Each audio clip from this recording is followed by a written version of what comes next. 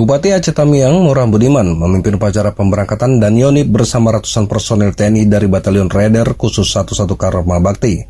Upacara ini digelar di Makoyonif RK Karma Bakti di Desa Sapta Marga, Kecamatan Majapahit, Kabupaten Aceh Tamiang, Sabtu 1 Juli 2023. Para prajurit ini diberangkatkan ke Papua. Mereka akan bertugas pengamanan perbatasan Republik Indonesia dengan Papua Nugini di sektor selatan Pamtas RI PNG.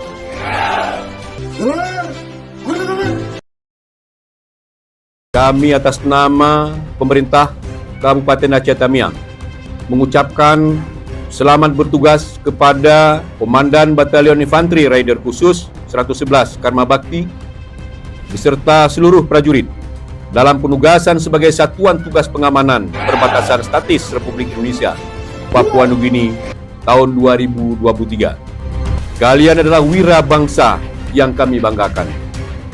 Bagi prajurit, penugasan adalah suatu bentuk kehormatan dan kepercayaan dari negara, maka jagalah kehormatan dan harga diri negara kita dengan sekuat tenaga.